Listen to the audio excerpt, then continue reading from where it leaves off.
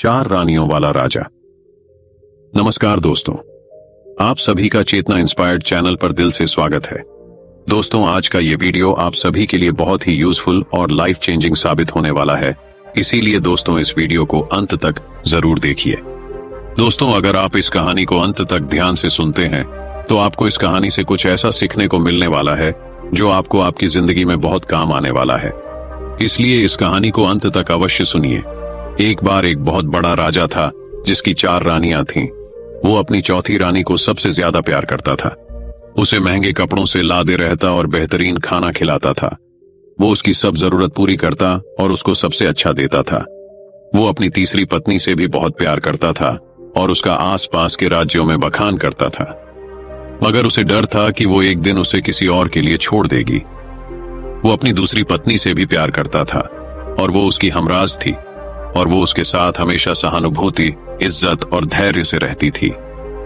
जब भी राजा को कोई परेशानी होती थी तो वो उसे बताता था ताकि वो राजा को उस परेशानी का हल बता सके। राजा की पहली पत्नी राजा की सबसे वफादार थी और राज्य और उसकी दौलत बढ़ाने में बहुत मदद करती थी, मगर वह अपनी पहली पत्नी से प्यार नहीं करता था। एक बार राजा बीमार पड़ गया और उसे समझ आ गया कि उसके पास बहुत कम समय बचा है, इसीलिए उसने अपनी चौथी पत्नी से पूछा कि मैंने सबसे ज्यादा प्यार तुमसे किया है और तुम्हें सबसे बेहतरीन चीजों से नवाजा है, तुम्हारा सबसे ज्यादा ध्यान रखा है। अब जब मैं मरने जा रहा हूं, क्या तुम मेरा साथ देने के लिए मेरे साथ चलोगी? तब उसकी चौथी पत्नी ने जवाब दिया कि बिल्कुल नहीं। उसकी बात राजा के दिल में छुरी जैसी चुभी।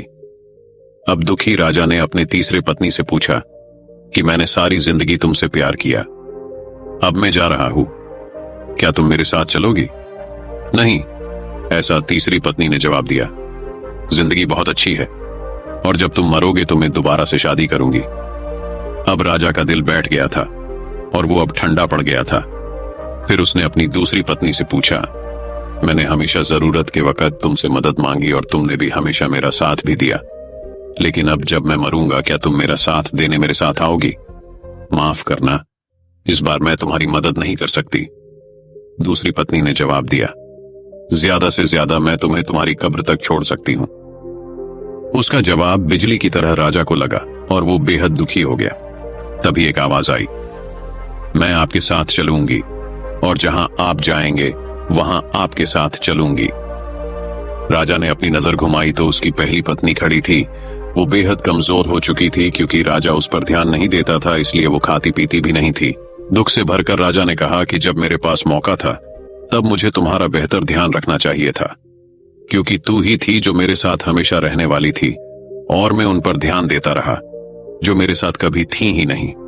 दोस्तों, इस कहानी से हमें यह सीखने को मिलता है कि हमारी चौथी पत्नी हमारा शरीर है। हम चाहे इसे सजाने धजाने में कितना भी दिल लगाएं, मृत्यु के समय ये हमें छोड़ जाएगा। हमारी तीसरी पत्नी हमारी संपत्ति, दर्जा और दौलत है। जब हम मरते हैं ये औरों को मिल जाती है। हमारी दूसरी पत्नी हमारा परिवार और समीगण है। चाहे वो कितना ही हमारे साथ क्यों ना हो, ज्यादा से ज्यादा वो हमारे साथ शमशान तक ही आ जाएंगे, पर उससे आगे नहीं। हमारी पहली पत्नी हमारी आत्मा है, जो अक्सर दौलत, ताकत और अहंकार के सलाए बेध्यान हो जाती है, मगर हमारी आत्मा ही एक ऐसी है जो जहां हम जाएंगे वहां तक जाएगी। इसीलिए इसे उपजाए, ताकतवर बनाए और इसका आज से ही ध्यान रखें। यही दुनिया में आपका सबसे बड़ा तोहफा है। आत्मा के फल प्रेम, आनंद, मेल, धीरज और कृपा, भलाई, विश्वास, नम्रता और संयम है।